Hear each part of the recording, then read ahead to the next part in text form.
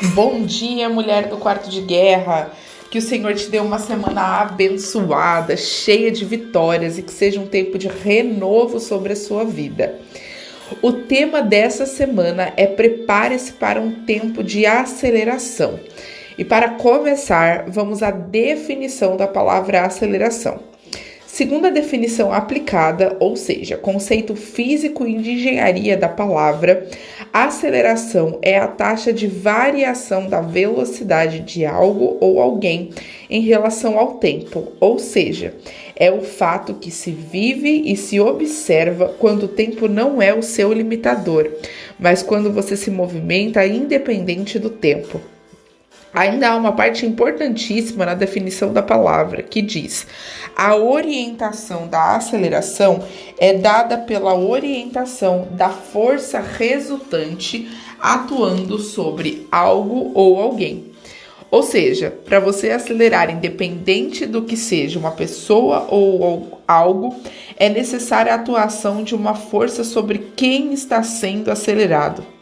Não é lindo ver que até o entendimento humano da palavra nos remete a entender que não posso acelerar sem uma força maior do que a minha aplicada sobre mim?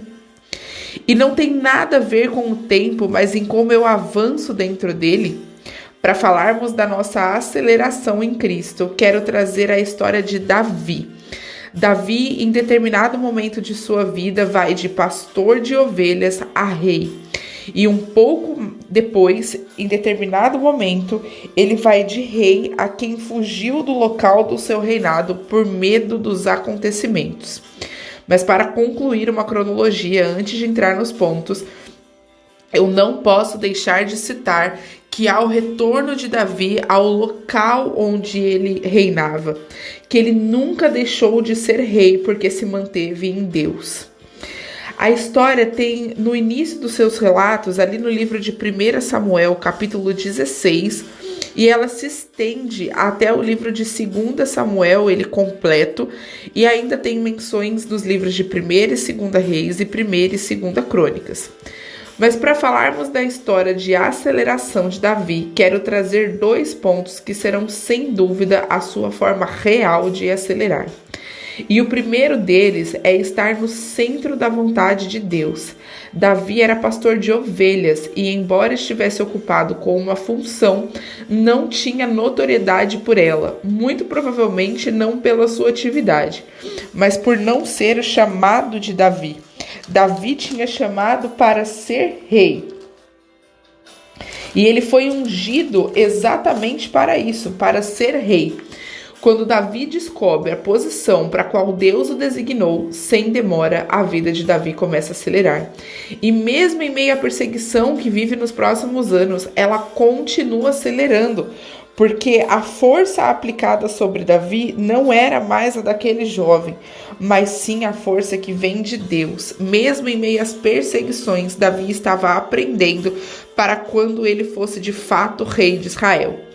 As lutas de Davi não pertenciam mais a ele, mas aos propósitos que tinham e que vinham do céu, que Davi talvez sequer entendesse. Estar no centro da vontade de Deus te fará acelerar, não de maneira natural, mas sobrenatural. Então, ao invés de investir força para acelerar, invista em joelhos dobrados para saber o que Deus quer de você. O nosso segundo ponto é que o pecado é o que pode interromper uma jornada de aceleração em Cristo. Eu amo quando a Bíblia diz que sobre todas as coisas que se deve guardar, devemos guardar o nosso coração. Não há como estar no centro da vontade de Deus se não estivermos fiéis a Ele e obedientes à Sua palavra. Ou seja, é impossível acelerar sem ter raízes em Cristo.